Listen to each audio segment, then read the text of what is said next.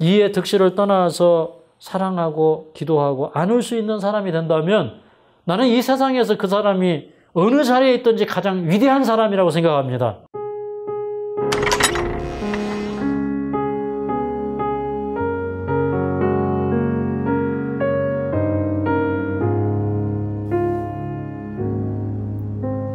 사랑하는 여러분, 안녕하십니까?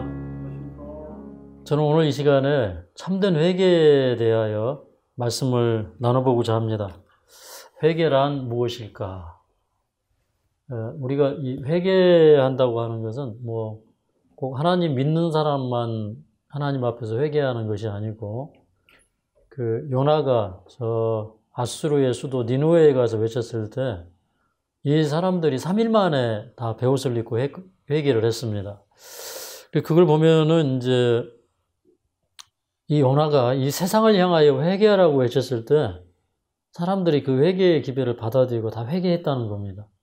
그러니까 그 회개라는 것은 하나님을 믿는 사람만 회개하는 것이 아니고 하나님을 안 믿는 사람들도 다 회개해야 돼요.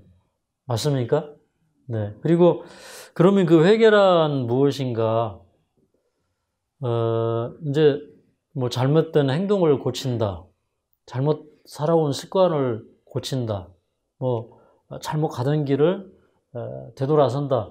이제 이런 의미의 회개도 있겠지만, 회개는 어떻게 보면 자기 자리를 찾는 것이다. 이런 생각도 듭니다. 그러니까, 내가 있어야 할 자리에 있지 못하고, 내가 마땅히 행해야 될 의무를 행하지 않고, 내가 정말 하나님께서 내가 원하는 그 자리에 그렇게 그 역할을 하면서 그렇게 살아야 되는데 그렇게 살지 못하는 것을 돌이키는 것이 회개다. 이제 이런 생각이 들고요. 그리고 그러면 이제 이 회개라는 것은 하나님께서 우리에게 말씀하실 때 이게 단지 우리 뇌세포에만 말씀을 하는 게 아니라 이제 이 뇌에서 일어나는 어떤 작용에 의해서 신경계가 움직이고, 그 다음에 우리 그 운동 어떤 이런 그 신경을 통해서 우리가 이렇게 움직이고 행동을 하게 되는 이런 그 일련의 과정이 뇌에서 일어나지만, 사실은 이제 이런 모든 그 말씀이 세포 하나하나에게 임하는 것이다. 제가 그렇게 생각합니다. 왜 그러냐면 우리 몸은 세포 하나하나가 다 병이 들어있어요. 그 세포 하나하나가 다 살아나야 되거든요. 그러면 어떻게 하나님의 말씀이 그냥 이 머릿속에 들어와서 이렇게 한 귀로 듣고 한 귀로 흘러가는 그런 말씀이 아니라 우리 세포가 듣고 깨닫고, 우리 인체를 연구를 해보니까 우리 인체는 참 신묘막측합니다. 맞습니까? 이거 인체의 그 신비를 측량할 수가 없어요. 세포와 세포가 다 대화를 하고요. 대화하는 이런 단백질 같은 그런 호르몬들이 있고, 인체는 뭐라고 설명을 할 수가 없어요. 사람이 정자와 난자가 만나서, 이제 뱃속에서 수정이 이루어져서 그렇게 시작되는 순간에서부터 사람의 생명 활동의 모든 과정들이 사실은 우리가 다 그 세계를 들여다보지 못해서 그렇지, 그게 전부 신비잖아요. 그죠?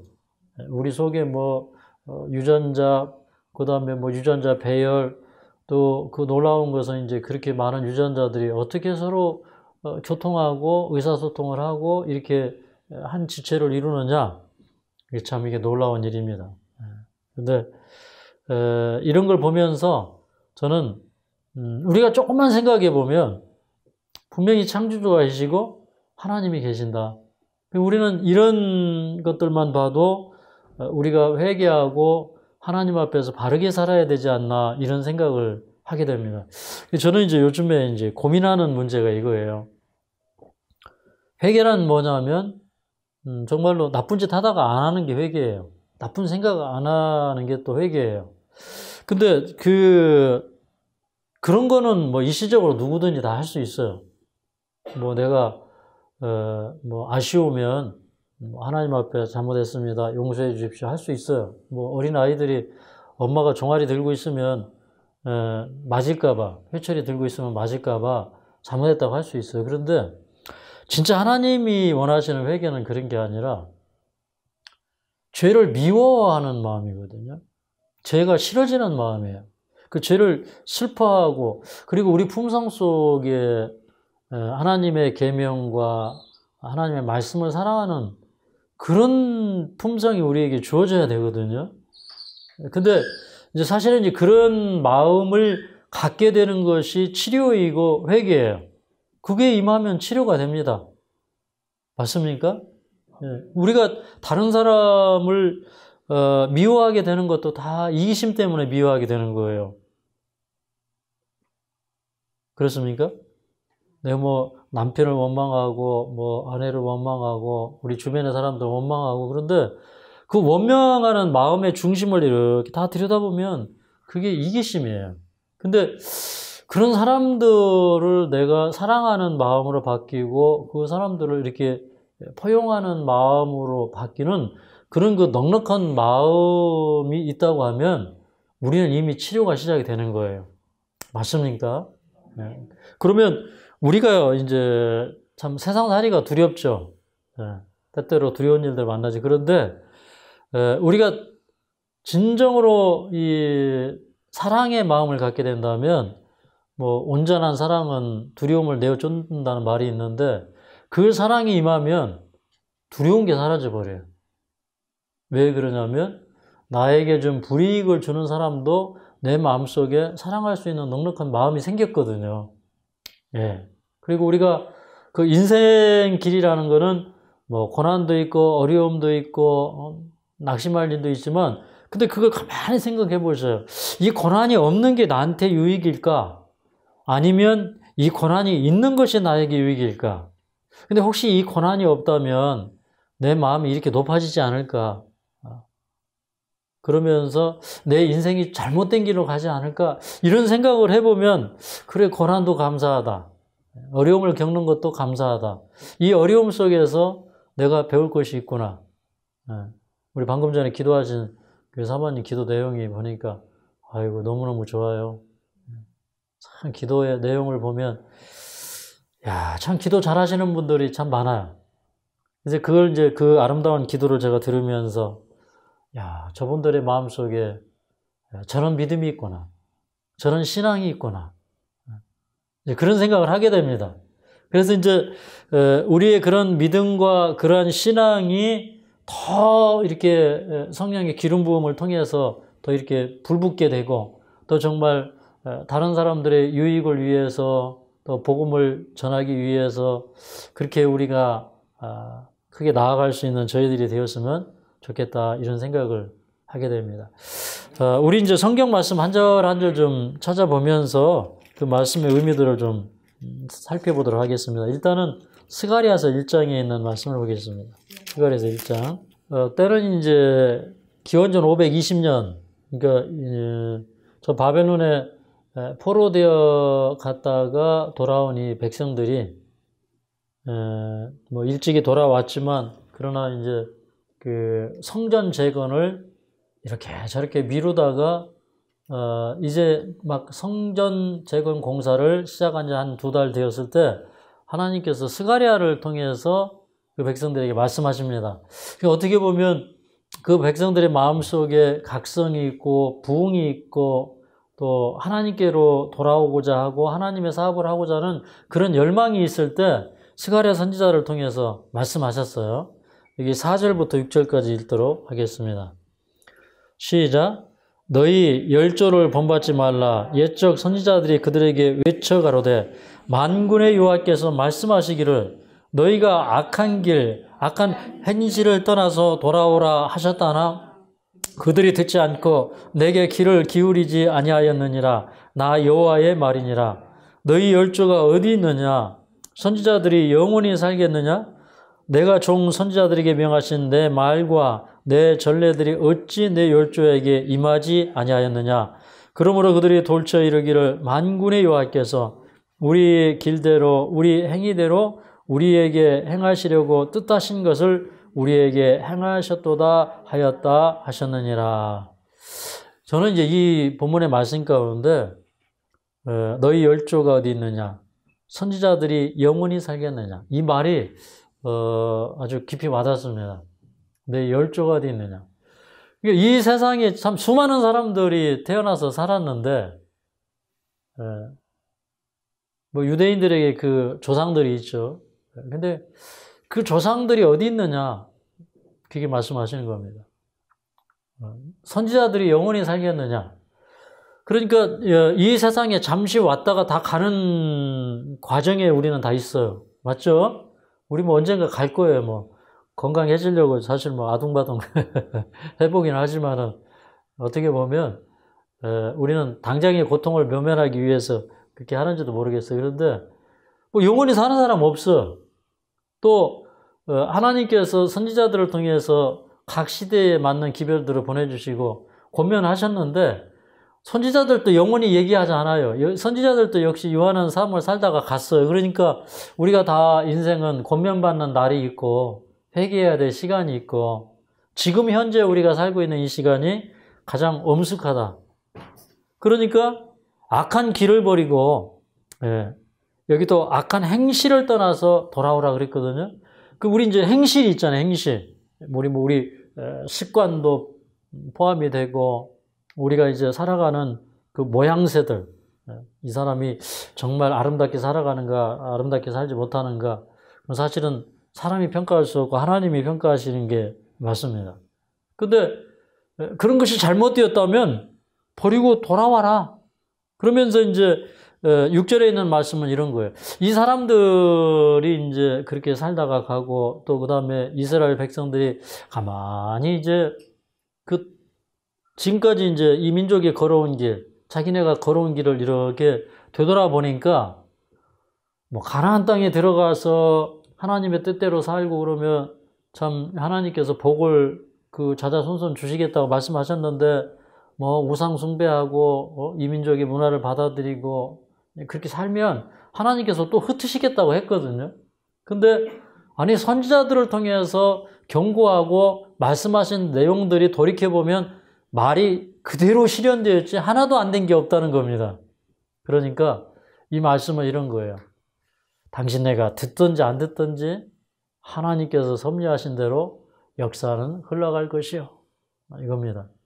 그러니까 뭐 내가 불순종하든지 순종하든지 나의 선택이지만 그러나 결론은 하나님의 뜻대로 하나님께서 선지자들을 통해서 말씀하신 대로 계획하신 대로 될 거니까 한번 생각해봐라 이 말입니다. 선택은 누가 하는 거예요? 우리가 하는 거죠.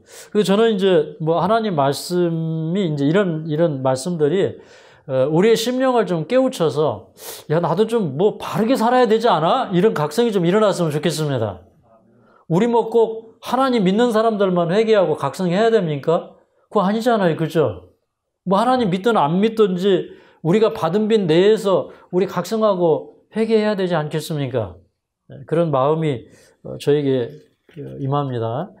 우리 히브리서 1장으로 가서 예수님이 이제 인간으로 오셔서 참 성공적인 생애를 사시고 죄 없는 생애를 사시고 하늘에 올라갔는데 이 사람 중에서 예수님은 가장 뛰어난 자가 되셨는데 그 이유가 무엇인가?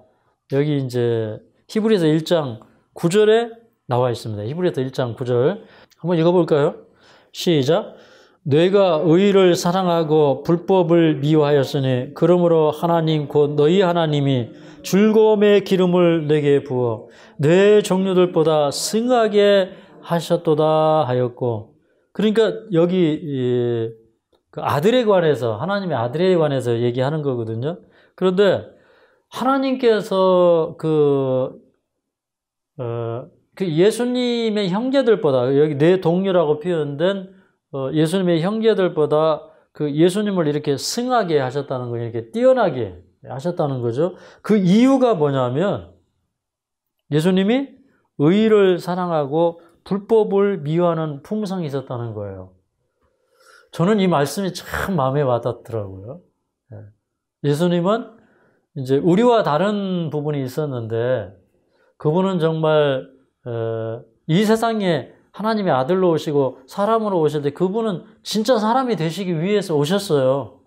근데 그분이 이제 그 인류 가운데 장자가 되시고 맏아들이 되시고 하나님 보좌 우편에 앉으시고 이런 거는 그분이 원래 하나님이었기 때문에 그 자리를 차지했다는 그런 의미보다는 예수님이 누구보다도 의를 사랑하고 불법을 미워하는 그런 품성을 가지신 분이라는 거예요. 이걸 보면 하늘에서는 어떤 사람이 제일 큰 자예요? 어떤 사람이 제일 큽니까? 답이 나와 있잖아요. 그죠? 하늘은 어떤 사람을 제일 크게 여기는 거예요? 의를 사랑하고 불법을 미워하는 사람. 이런 품성이 우리에게 와 있어야 돼요. 이걸 달라고 기도해야 되는데 이거 받는 게 기적이고 제일 큰 이적입니다. 저는요, 이렇게 뭐 환자들이 갑자기 치료되고 나았고 이거 그렇게 큰 이적이라고 생각을 안 해요. 저는 이제 어떤 때는 하나님께서 저에게 베풀어 주신 그 이적이 어떤 때는 이렇게 참 부끄러워요. 마치 그 모세에게 여호와의 사자가 말씀하셨죠. 예수님 말씀하신 겁니다. 또 이 여호수아에게도 말씀하셨어요. 내가 선 곳은 거룩한 땅이니 내 발에서 신을 벗어라. 우리가 어떤 이적을 본다. 하나님의 역사를 본다. 그게 다 우리가 거룩한 땅에서 하나님을 대면하는 일이거든요. 근데 살다 보면 참 이적이 있더라고요. 좀 그런 놀라운 일들이 있어요. 하나님 살아계십니까? 네. 제가 이제 예전에 이런 적이 있어요. 이제 하나님의 말씀을 전하다 보면 사람들이 자기가 보는 성경이 다 다르고 이해가 달라요. 근데 이제 제가 어떤 부분에 대해서 설명을 할 때 어떤 사람들은 아 그러네 하고 이렇게 받아들이는 사람도 있고 어떤 사람들은 이렇게 막 저항하고 막 이런 분들이 있어요. 근데 이제 저 대전에서 언니 동생이 이렇게 왔는데 근데 이제 그 언니가 자기가 뭐 당뇨가 좀 심하고 해서 보호자 겸 이제 와 있는데 저한테 이렇게 말씀을 듣는데 조금 이렇게 자기 눈에는 특별한 것 같고 이렇게 마음속에 거부감이 오는데 아주 그 말씀 듣는 표정에 거북한 게 뭐 얼굴에 이렇게 다 드러나요. 그래서 저는 이제 다 감지하고 있습니다. 근데 이제 마지막 날 끝나는 날 이제 또 말씀을 전하는데 그분의 표정이 한 번만 그 얘기 더 해봐라. 내가 당장 집에 가버린다. 이제 이런 표현이에요. 그러고 있는데 저는 이제 계속 속으로 기도하면서 저분이 정말 마음을 열고 하나님의 말씀을 듣게 해달라고 저는 정말 간절한 마음으로 이제 기도를 하면서 말씀이 이제 끝났어요. 그 이분이 이제 화장실에 가더라고요. 그러더니 조금 있다가 얼굴이 이렇게 사색이 돼가지고 나왔어요. 그러면서 이분이 이런 얘기를 해요. 전도사님, 제가 지금 화장실에 들어갔다가 천사를 만났습니다. 천사가 저 옆에 와가지고 어깨에다 손을 딱 얹더니 주의 종의 말을 들어라 이렇게 얘기를 하는 겁니다. 그리고 이분이 얼굴이 사색이 돼가지고 나왔어요. 제가 이거를 꾸며낸 얘기라고 그러면 제가 참 사기꾼이고 이거를 또 사람들한테 믿으라고 얘기를 하면 이게 또 저를 또 이상하게 포장하는 것 같고 이게 참 말하기도 그렇고 말 안 하기도 그렇고 그런 얘기예요. 근데 이제 우리가 이제 하나님을 만난다고 하는 거, 하나님을 뵙는다고 하는 거, 또 어떤 때는 이제 천사들이 왕래를 하잖아요. 그죠? 천사들이 왕래를 하고, 또 그 천사들이 사람을 만나주기도 하고, 그래요. 정말 천사들이 왕래를 하더라고요. 뭐, 우리가 또 그렇다고 막 그런 기적만 신뢰하고, 내가 할 일을 안 하고, 이것도 참 잘못된 신앙이에요. 왜 기적이 일어나기를 바랍니까? 저는 기적이 일어나기를 바라지 않아요. 하나님의 말씀대로 이루어지기를 바라는 겁니다. 그죠? 내가 기적이 일어날 만한 일을 해놓고 기적이 일어나야 그건 그냥 당연히 섭리대로 되는 것이지.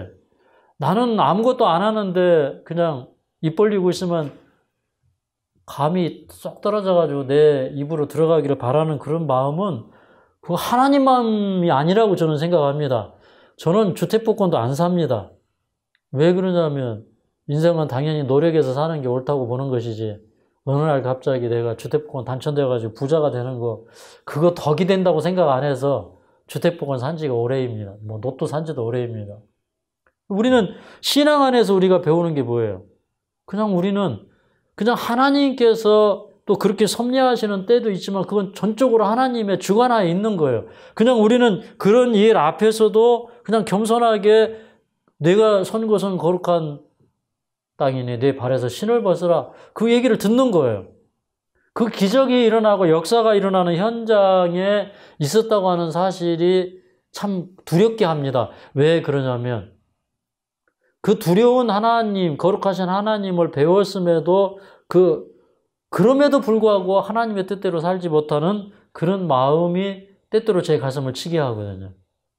그 회개라는 건 그런 것 같아요. 회개는 각자 그 회개의 분량이 다르다고 봅니다, 저는. 그래서 저는 이제 참 이런 생각을 해요. 사실 이제 뭐 어제 그저께 제가 성령에 대해서 설교를 했지만 그 성령이 부어지지 않는 이유는 한 가지예요. 회개한 사람이 성령을 받고 성령을 전하면 성령의 역사가 일어나요. 맞습니까? 네.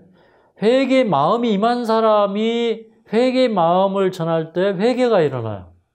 그래서 저는 이제 모든 것에 잘못된 것은 하나님의 말씀을 받는 자로부터의 그 잘못이 수정되고 거기서부터 개혁이 일어나야 된다고 저는 생각을 합니다. 어떻게 보면 그 개혁이나 회개의 원점은 또 제가 되어야 된다는 그런 생각을 항상 가지고 있어요. 네. 근데 뭐 사람이 완성이 되기 전에도 말씀을 전해야 되고 내가 참 이런 말씀 전하기에 부족한데도 또 말씀을 전해야 돼요. 네. 그거 다 될 때까지 기다리면 말씀을 또 못 전하거든요. 근데 어쨌든 이제 우리의 사명은 바로 그건 것 같아요. 제자들이 예수님의 능력으로 거듭난 다음에 그들이 나가서 일을 할 때에 예전에 경험해보지 못했던 엄청난 기사와 능력이 뒤따랐어요. 근데 그것이 그냥 일어난 것이 아니라 그들은 그 하나님의 말씀의 역사를 일으킬 만한 그런 성결한 통로들이 되어 있다는 것입니다. 그래서 이제 저는 그래 저뿐만 아니라 우리 뭐 로마서 1장에도 그런 말씀이 나왔잖아요. 로마서 1장으로 가서 성경을 여러분이 꼭 피시지 않아도 괜찮습니다. 로마서 1장 18절부터 20절에 보면 이런 말씀이 있어요. 하나님의 진노가 불의로 진리를 막는 사람들의 모든 경건치 않음과 불의에 대하여 하늘로 쫓아 나타나나니 이는 하나님을 알만한 것이 저희 속에 보임이라. 하나님께서 이를 저희에게 보이셨느니라. 창세로부터 그의 보이지 아니하는 것들 곧 그의 영원하신 능력과 신성이 그 만드신 만물에 분명히 보여 알게 되나니 그러므로 저희가 핑계치 못할지니라. 그러니까 이 세상에 불의로 진리를 막는 사람들, 경건치 않게 사는 사람들, 하나님의 존재를 인정하지 않는 사람들, 이런 사람들도 다 만물에 하나님의 능력과 신성이 다 나타났다는 거예요. 그 얘기는 다 빛을 주었다 이 말입니다. 다 양심을 가지고 태어났고 양심적인 일을 하지 않을 때 마음에 책망이 이루어지는 경험들을 다 하고 살지 양심 없는 사람 없어요. 양심이 있는 동안에는 다 자기가 회개해야 될 일이 있고 책임이 있다고 저는 봅니다. 맞습니까?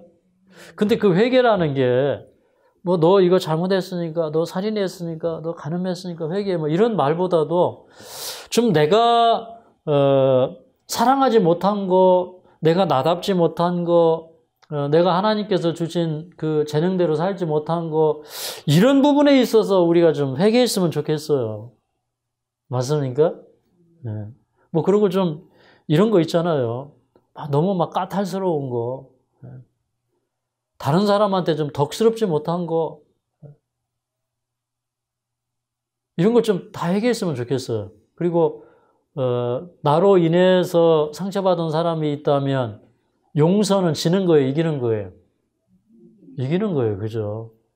참, 그 사람이 멋있어 보일 때가, 상대방이 와서, 내가 이거 참 잘못한 것 같아. 정말 미안해. 이렇게 얘기할 때 그 사람이 미워지는 게 아니고 그다음부터는 그 사람이요. 존경스러워져요. 그죠? 그래서 우리가 어쨌든 뭐 오늘이 마지막인 것처럼 한번 살아보자. 인생 뭐 2만 날, 2만 5천 날 된다고 하는데 따지고 보면 그렇게 긴 날이 아니에요. 그래서 좀 진짜 뭐 이렇게 아내의 손도 좀 잡아보고 남편의 손도 잡아보고 자식의 손도 잡아보고 이러면서 사랑한다. 정말 이 세상에 사랑이 멋있는 거는 이렇게 뭐 대가를 바라고 하는 사랑은 진짜 사랑이 아니잖아요. 그죠? 보니까 이번에 코로나가 터지니까 뭐 어떤 군인이 뭐 100 얼마를 그 코로나로 이제 사용해달라고 이렇게 돈을 냈대요. 근데 그 친구가 보니까 이제 뭐 몇 개월치 봉급을 모아가지고 군인이 100 뭐 몇십만 원을 이렇게 뭐 코로나 그 재난연금이라고 할까요? 그런 걸로 이렇게 드렸더라고요. 근데 이렇게 보니까 참 이 세상에 참 멋있는 사람들 많은 것 같아요. 맞습니까? 우리 뭐 신진기 장로님은 또 우리 그 남집사님이 그 IMF 때 금모으기 할 때 집에 있는 모든 금은 다 털어다가 줬다네요. 예. 하여튼 이 집 부부에 사는 얘기가 재미가 있습니다. 예.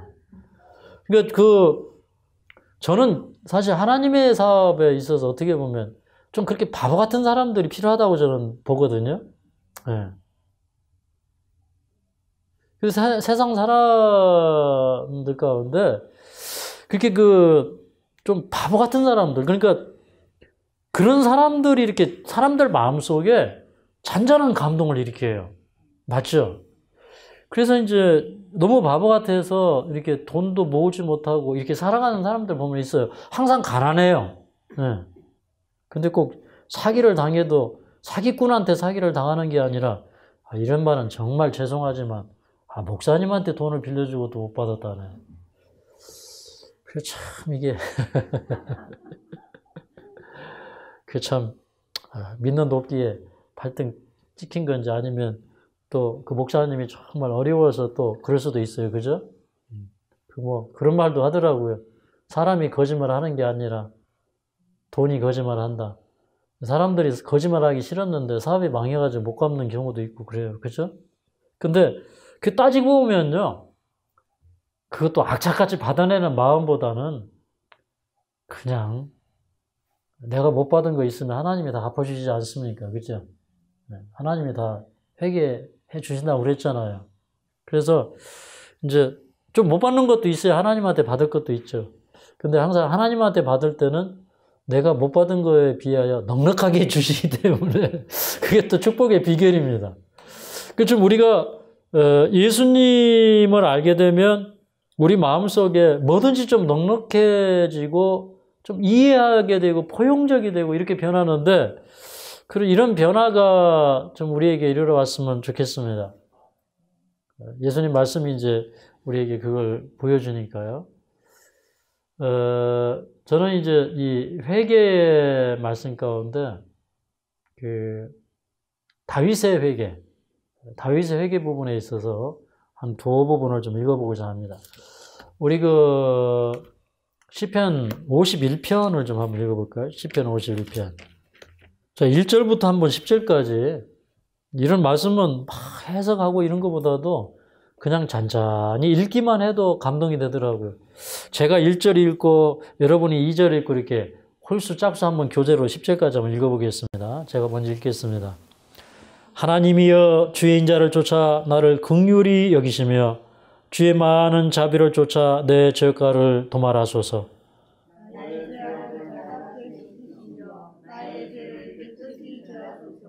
대전하는 내 죄가를 아오니 내 죄가 항상 내 앞에 있나이다.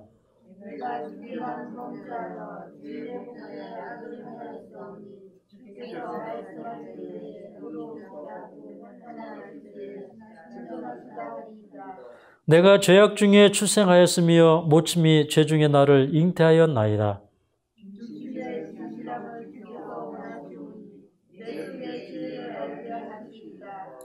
우슬초로 나를 정결케 하소서. 내가 눈 정하리이다. 나를 씻기소서. 내가 눈보다 희리이다.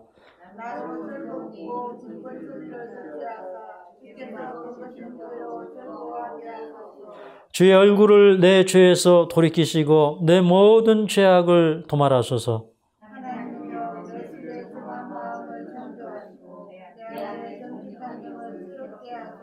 네, 여기까지 보겠습니다.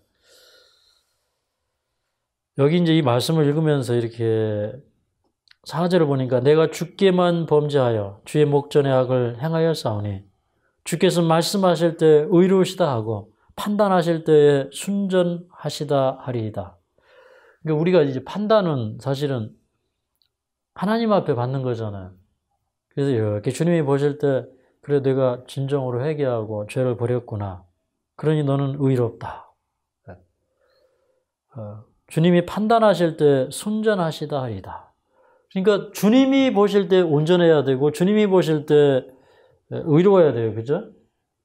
이제 이런 기도를 하는 거 보면 이제 우리 아이 아내 밧세바를 취하고 그다음에 그 죄악을 숨기기 위해서 또 우리아를 또 이렇게 최전방에 내보내서 칼에 맞아 죽게 만들고 이제 그런 그 일련의 죄가 그 다윗의 삶 속에 있었는데 이게 참 뼈아픈 역사예요.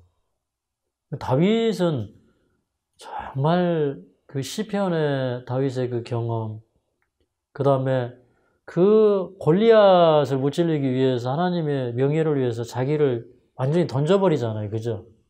그것도 아주 참 믿음 가운데 대장부답게 자기 자신을 던지고 참 이스라엘을 구원해내는 그런 그 다윗이에요. 근데 이제 이 사람은 이런 것 같아요. 위대한 사람이란 없다. 어떤 인간도 위대하지 않다. 우리 속에는요, 이게 죄의 부르짖음이 있어요. 맞습니까? 저는 이걸 막 부르짖음이라고 얘기하고 싶어요. 죄에 대한 갈망, 어떤 소요욕, 그런 그 욕구들이 우리 속에서 막 분출하듯이 올라와요. 근데 그거를 제어하고 이길 수 있는 것은 제가 계속 신앙생활 해보니까 그 하나밖에 없어요. 예수님, 제가 오늘도 주님 뜻대로 살기를 원합니다. 도와주십시오. 그리고 우리의 생각을, 우리의 발을 악에 디디지 않는 거예요. 악을 계획하지 않고 도모하지 않고 내 선택에 의해서 거기서 발을 빼야 되고 해야 돼요. 그거 뭐 하나님 앞에 밤낮 기도한다고 하나님이 악에서 나를 딱 건져가지고 이쪽으로 옮겨주지 않아요. 왜 그러냐면 하나님이 야, 너 발 있지? 그래서 이쪽으로 와. 이렇게 하는 거예요. 근데 잘못 뛰었다. 네, 그건 잘못된 길이다. 죽음의 길이다. 돌이키라. 다 보여주시는 거예요. 양심의 각성을 주시는 거예요. 근데 하나님께서 이렇게 어디 잘못된 길 같다 탁 쳐가지고 막은 적 있어요? 없어요? 없어요. 그죠? 네. 주님의 은혜는 무엇이냐면 우리에게 그 정결케 되기를 사모하는 그 심령을 주시고 깨달음을 주시고 호소함을 주셔서 그 호소에 의해서 우리가 움직여지는 거예요. 맞습니까? 근데 그 움직이는데 내가 동의하지 않으면 돼요? 안 돼요? 안 돼요. 뭐 요즘에 뭐 엠번방 뭐 해가지고 막 세상 떠들썩한 거 다 아시죠? 근데 저는 이제 죄와 의라는 것은 저는 이제 그런 사람들과 제가 멀리 떨어져 있다 생각한 적이 한 번도 없어요. 우리도요, 여러분, 저는 살인해 본 적이 없는 건 분명합니다. 그런데 제가 살인자가 되는 거 시간 문제일까요? 네, 어쩌면 하나님이 저를 안 도와주셨으면 저는 벌써 살인자가 되어 있을 것 같아요. 그런 생각 해본 적 없어요? 어쨌든 저는 분명한 것은 하나님이 없었더라면 저는 벌써 살인자가 되었을 것 같아요. 그런데 하나님이 저를 붙들어 주셨기 때문에 제가 살인자가 안 된 거예요. 저는 이 세상에 어떤 악인이라 할지라도 어떻게 저 사람이 저런 일을 할 수 있지라고 어떤 때 말하는 적도 있어요. 그런데 따지고 보면 나도 한 걸음만 잘못 옮기면 그 사람처럼 되는 거예요. 맞습니까? 화가 나가지고 한 대 때렸는지 그 한 대 때리는 거 가지고 사람이 죽지 말라는 법이 없잖아요. 그죠? 내가 화가 나가지고 뭐 물건 집어 던지지 말라는 보장 없잖아요. 아무도 장담 못 합니다. 살인한 사람한테 가서 물어보세요. 내가 사람 죽일 줄 몰랐다고 그렇게 말하는 사람도 부지기수일 거예요. 맞죠? 그래서 저는 이제 이 다윗이 궁극적으로 구한 것은 참 마음에 이제 와닿는 말씀은 이거예요. 하나님이여 내 속에 정한 마음을 창조하시고 내 안에 정직한 영을 새롭게 하소서. 새로운 마음을 창조해달라고 기도해서. 그러니까 이 기도는 어떤 기도냐면 나는 좀 고쳐보려고 해도 이게 고쳐지지가 않습니다. 그 생각을 하는 거예요. 그러니까 다윗은 뭐냐면 아예 예수님의 마음을 좀 나한테 창조해달라고 그러는 거예요. 그러면은 여러분 악의 출처와 선의 출처가 다르죠. 그렇죠. 선한 본성은 하나님께로부터 오고 악한 본성은 마귀에게서부터 오고 우리 육신에게서부터 오죠. 그렇기 때문에 선한 본성이 내 안에 들어와서 역사하도록 내가 공간을 열어줘야 돼요. 예수님이 내가 문 밖에 서서 두드리노니 누구든지 내 음성을 듣고 문을 열면 내가 그에게로 들어가 그런 나로 더불어 먹고 뭐 그런 말씀이 있잖아요. 그러니까 문을 열어줄 책임은 누구에게 있는 거예요? 나한테 있는 거예요. 그렇죠? 그래서 다윗이 이제 죄를 막 지을 때는요. 자기 지가 어떻게든지 덮어지고 숨겨지기를 바랬어요. 그렇죠? 그랬는데 나단 선지자가 와서 그 죄를 책망하고 지적할 때 다윗은 그때 자기 죄를 인정하고 진정으로 자기가 주님 안에서 새로워지기를 원했어요. 우리 이 회개장을 또 살펴보려면 뭐 시편 32편도 참 좋은데 이 시편 32편 좀 간단히 읽어보고 에스겔서로 가도록 하겠습니다. 시편 32편에 보면 1절부터 5절까지 좀 함께 읽어보도록 하겠습니다. 1절부터 5절 시작. 허물의 사함을 얻고 그 죄의 가려움을 받는 자는 복이 있도다. 마음에 간사가 없고 여호와께 정죄를 당치 않는 자는 복이 있도다. 내가 토설치 아니할 때에 종일 신음함으로 내 뼈가 쇠하였도다. 주의 손이 주야로 나를 누르시오니 내 진액이 화하여 여름 가물에 마름같이 되었나이다. 내가 이르기를 내 허물을 여호와께 자복하리라 하고 주께 내 죄를 아리고 내 죄악을 숨기지 아니하였더니 곧 주께서 내 죄악을 사하셨나이다. 이로 인하여 무릇 경건한 자는 주를 만날 기회를 타서 주께 기도할지라 진실로 홍수가 범람할지라도 저에게 미치지 못하리이다. 자, 여기까지 보도록 하겠습니다. 이 말씀은 우리가 하나님 앞에 이렇게 죄를 인정하고 고백하고 자복하고 용서를 구하고 하는 것이 얼마나 아름다운지를 설명하고 있는 장이에요. 이거를 이제 원어적으로 신학적으로 이렇게 설명을 할 수도 있지만 굉장히 깊은 의미들이 여기 다 들어있어요. 그런데 다윗의 마음속에 있었던 그 마음, 정말 죄를 품고 있으니까 이게 너무 괴로운 거예요. 그래서 빚을 받은 사람들이 죄를 품고 살면 행복해요, 불행해요? 사실은 죄를 품는 이유는 한 가지밖에 없어요. 자기가 더 행복해지려고 죄를 품습니다. 맞습니까?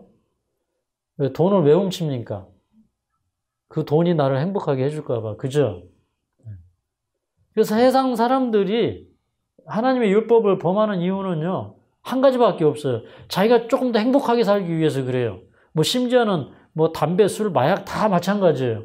내가 그걸 통해서 뭔가 즐거움과 쾌락을 얻기 위해서 그걸 선택하는 겁니다.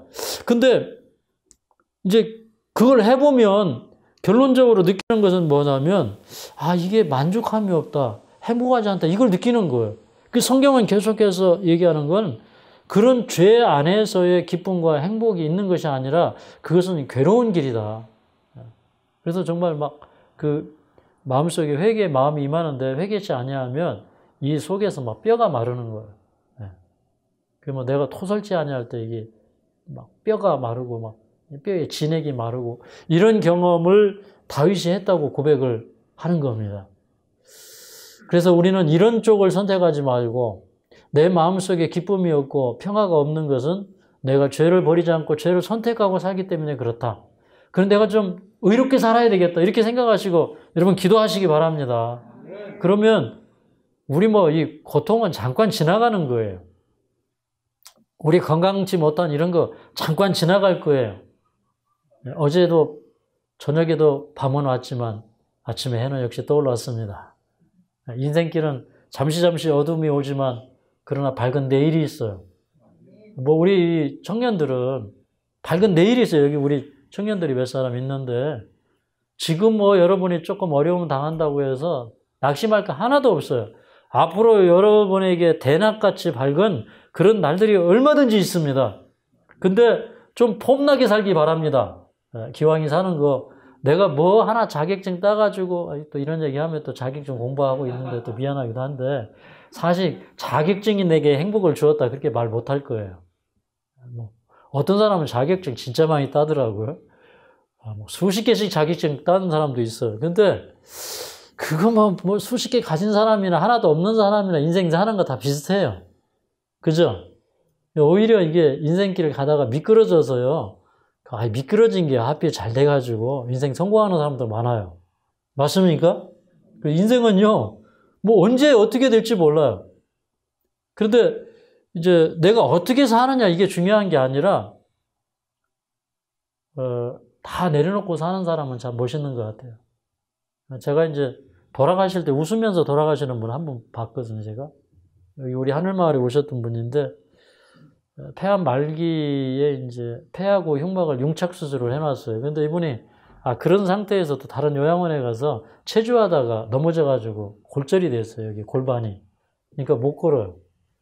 근데 그분은 항상 이렇게 멀리서 보면 이렇게 손을 흔들고, 우리 환자들이 이렇게 지나가는 거 보면 손을 흔들어요. 그분은 예배 보러 한 번도 못 나와요. 그런 게도 보면 늘 믿음으로 사는 권사님이신데, 근데 이제 한 번은, 그 남편 되시는 장로님이 저를 불렀어요. 가봤더니 이분이 이제 거의 이제 운명하시기 직전이에요. 근데 보니까 숨이 멎었어요. 그래서 이제 우리가 막 주물르고 투드리고 막 이렇게 했어요. 근데 조금 있다가 이분이 숨을 쉬어요. 그런데 그 순간에 아이고 하시더니 저를 보면서 살며시 미소를 지었어요. 네. 근데 이제 그분을 제가 모시고 이제, 그 기독병원 있잖아요, 원주에. 거기 이제 모시고 가는 겁니다. 근데 이제 가니까 이제 뭐 이미 이제 그 마지막으로 이제 들어가는 겁니다. 그래서 이제 심박 그런 이 그래프가 막 불규칙하게 막 나오고 이제 맥이 이제 굉장히 약해지고 이런 과정으로 가요. 한마디 했습니다. 예수님 만날 준비 되셨습니까? 그분이 끄떡끄떡 했어요. 근데 그분의 얼굴은 너무나 평화로웠습니다. 모든 것이 준비되었어요. 그거 보니까 그분 참 멋있어. 네.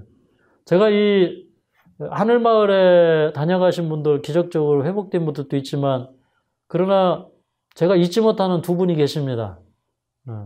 저희 요양원에 와서 예수님 만나고, 이분이 이제 돌아가시는 날, 저를 기다렸어요.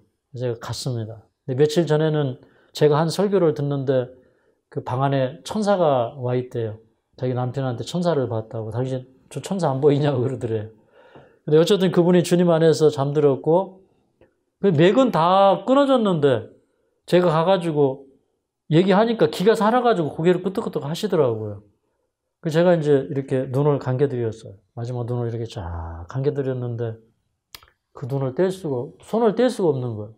왜 그러냐면 제가 손을 떼는 순간에 사람들은 모든 기대감이 무너지고 식구들은 이제 울게 될 거예요. 그래서 제가 한 20분을 그냥 이렇게 손을 떼지도 못하고 그리고 또 눈을 뜨고 저를 기다리고 계셨기 때문에 어떻게든 이제 눈을 감겨드리려고 한 20분을 이렇게 잡고 있었는데 이제 제가 이제 딱 손을 떼니까 이제 식구들이 돌아가신 줄 눈치를 챈 거예요. 그날 저녁에 이제 뭐 거기 이제 그 임시 빈소에 제가 새벽까지 좀 있다가 그렇게 이제 왔는데 제가 이제 하동에서 요양원에 있을 때입니다. 근데 그분의 마지막은 참 아름다웠어요. 그리고 또 여기 하늘마을에서 마지막을 보내셨던 그 권사님의 최후는 너무 아름다웠어요. 저는 그분들이 주님의 나라에서 저를 만날 수 있을 거라고 생각합니다. 그 인생 사는 거 참 아무것도 아니에요. 근데 이제 뭐가 중요한 거냐면 이게 중요한 거예요. 내 옆에 있는 사람이 중요해요. 내 아내, 내 남편, 내 가족. 중요하죠? 중요해요. 근데 뭐가 중요한 거냐면 내가 그 사람들에게 사랑을 주고 그 사람들의 기억 속에 나는 우리 아빠한테, 우리 남편한테 사랑을 받았다. 그거 남겨주는 게 가장 위대한 거예요. 뭐 돈 줬다고 고마워할 것 같지 않아요. 그죠? 돈 안 줘도 돼요. 그거 줘야 돼요. 어쨌든 우리가 처해져 있고 연결되어 있는 모든 사람들에게 우리는 이해 득실을 떠나서 사랑하고 기도하고 안을 수 있는 사람이 된다면 나는 이 세상에서 그 사람이 어느 자리에 있든지 가장 위대한 사람이라고 생각합니다. 뭐 이 세상에 뭐 대통령 돼야 위대한가요? 좀 뭐 대통령 하나도 안 부러워요. 근데 우리가 진짜 어떤 사람이 되어야 되는가? 그런 생각을 좀 우리 해보고 정말 뭐 우리 마음속에 그런 마음이 있다면 하나님 말씀 뭐 전체가 다 회개하라는 말씀이고 하나님 안에서 바로 살고 사랑하라는 말씀이 다 하나님 말씀이 그거잖아요. 그죠? 다 뭐 이래저래 오묘하게 풀어봐도 결론은 뭐냐면 그냥 율법은 서로 사랑하라는 거예요. 그래서 내가 좀 사랑이 잘 안 되는 사람도 좀 사랑하는 그런 마음을 가지면 그러면 위대한 변화가 저는 오늘 이 시간부터 이루어진다고 생각합니다. 뭐 내가 좀 엄마한테 까탈스럽게 했으면 엄마한테 좀 부드럽게 해주고 좀 엄마 입장을 생각해 보는 거예요. 아, 내가 이렇게 까다로워서 우리 엄마가 얼마나 힘들었을까? 엄마 나 때문에 힘들었지. 그런데 내가 이런 모습 때문에 내가 엄마를 더 사랑하고 엄마 더 좋아해. 이렇게 얘기하는 순간에 그 엄마는요. 어떤 선물 갖다 주는 것보다 더 좋을 거예요. 맞습니까? 네. 저는요. 참 아버지를 사랑해요. 아버지를.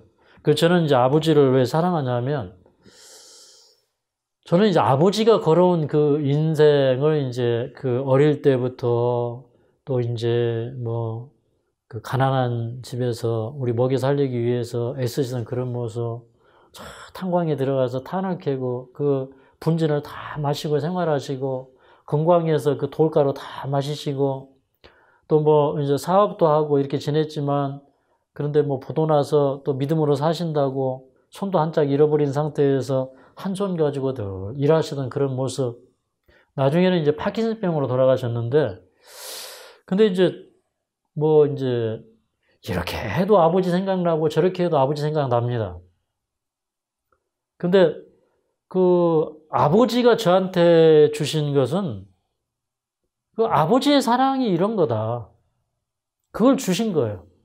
결국 부모가 뭐 자식한테 주는 게 그냥 그 큰 사랑을 요만큼 표현하는 거예요. 그죠? 내가 너를 사랑한다.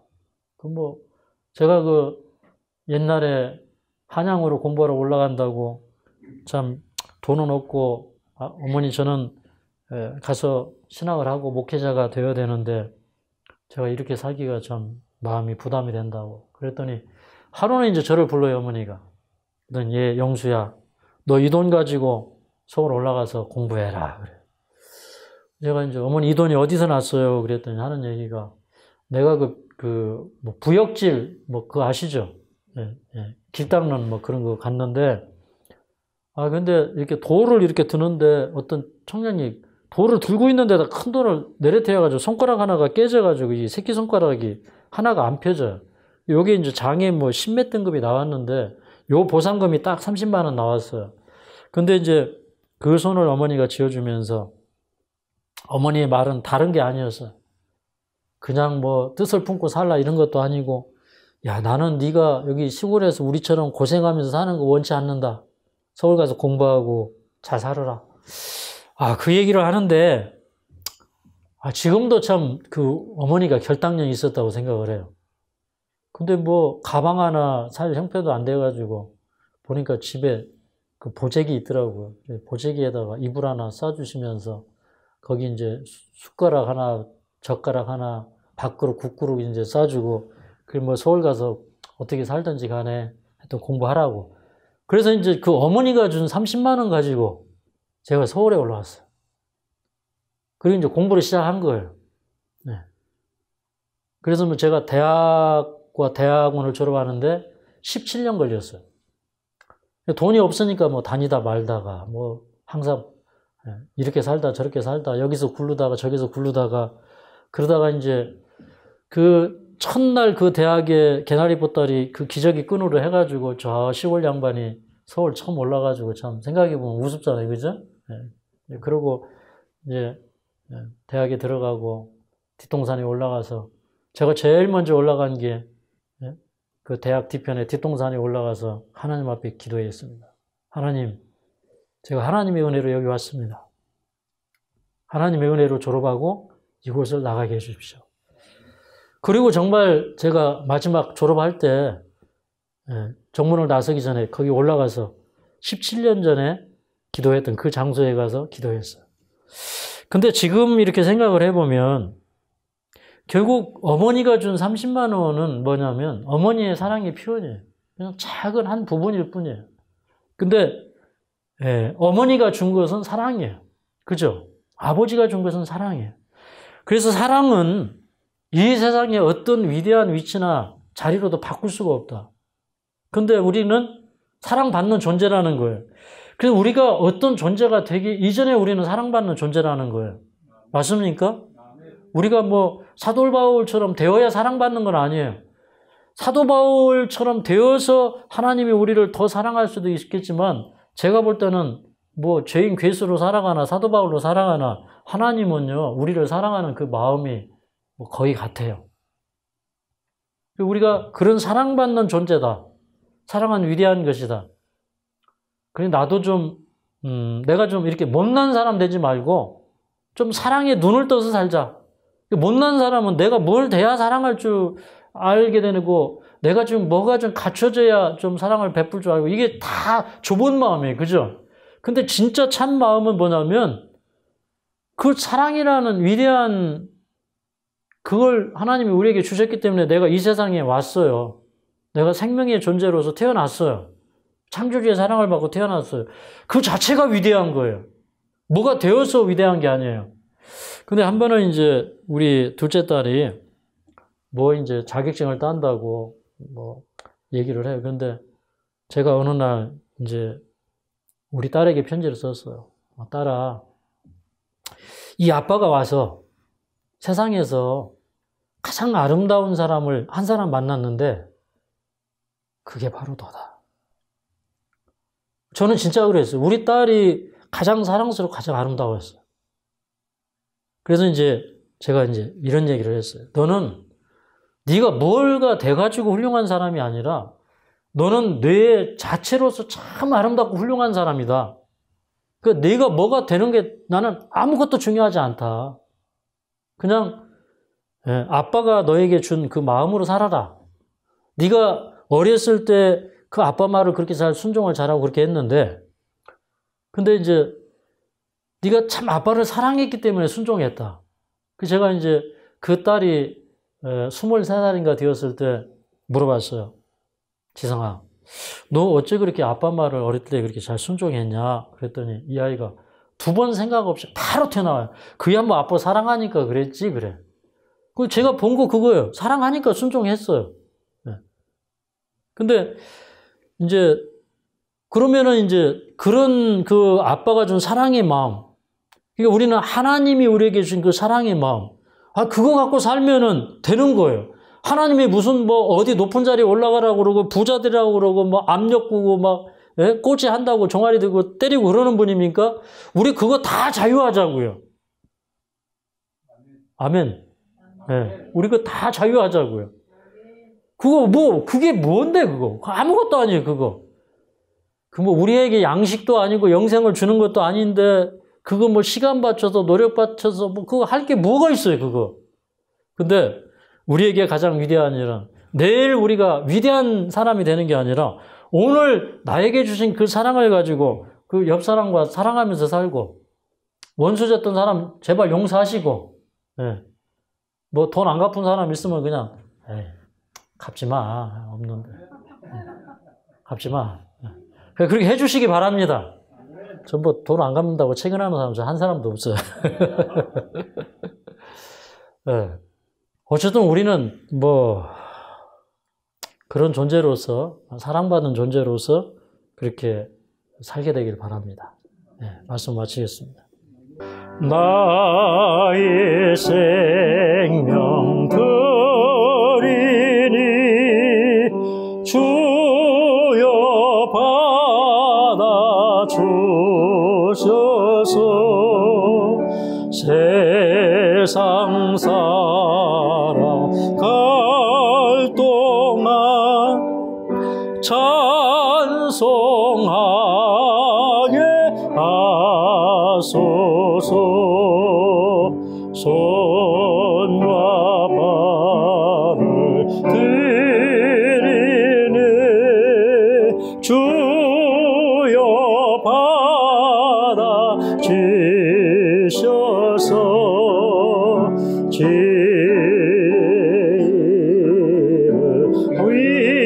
위하여 민첩하게 하소서.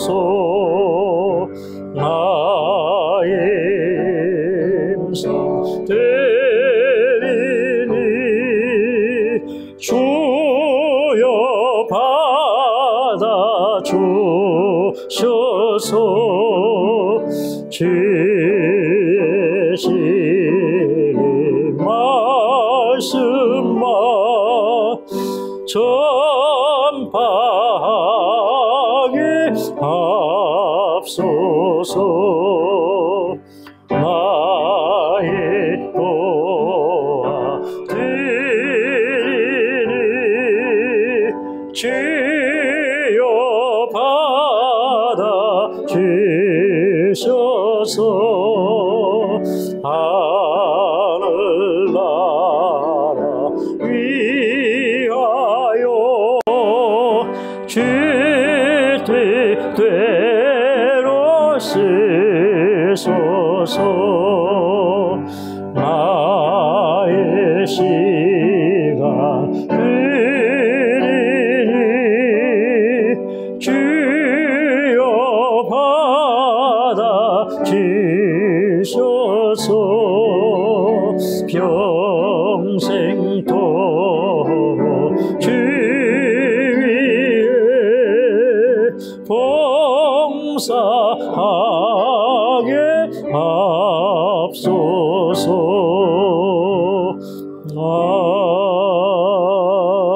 아멘. 사랑의 아버지, 우리가 하루를 살아도 온전한 사랑으로 살기를 원합니다. 아멘. 주님 사랑하며 살기 원합니다. 아멘.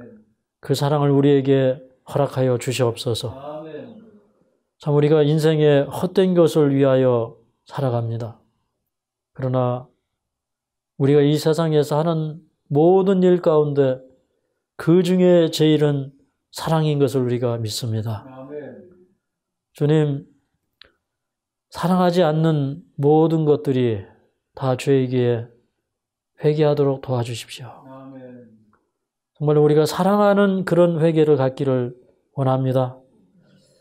우리 마음이 냉랭해지고 비난하고 원망하는 그런 그 연약한 마음들, 주님 다 가져가 주시옵소서. 원수를 사랑하는 마음을 우리에게 허락하여 주시옵소서. 아멘. 참으로 이 세상에 원수 되었을 때 우리를 사랑하신 우리 하나님, 세상에는 하나님과 원수된 사람들 많습니다. 그러나 그 원수를 안아주시고 사랑하시는 그 넉넉함을 우리에게도 허락하여 주시옵소서. 아멘. 그런 원수를 사랑하는 멋진 사람이 되기를 원합니다. 그런 마음이 우리에게 있기를 원합니다. 아멘. 주님, 저희는 언제 죽을지, 언제 망할지도 모르는 삶을 삽니다. 그러나 우리가 사는 날 동안 사랑하게 하여 주시옵소서. 살며 사랑하며 배우며 사는 저희들 되게 하여 주시옵소서. 그리스도인 향기를 가지고 사는 저희들 되게 하여 주시옵소서. 오늘 이 시간 이후로 용서의 손을 내밀고 언제나 형제의 손을 붙잡아 줄 수 있는 저희 따뜻한 손 삼아 주시옵소서. 예수님의 이름으로 간절히 기도하옵나이다.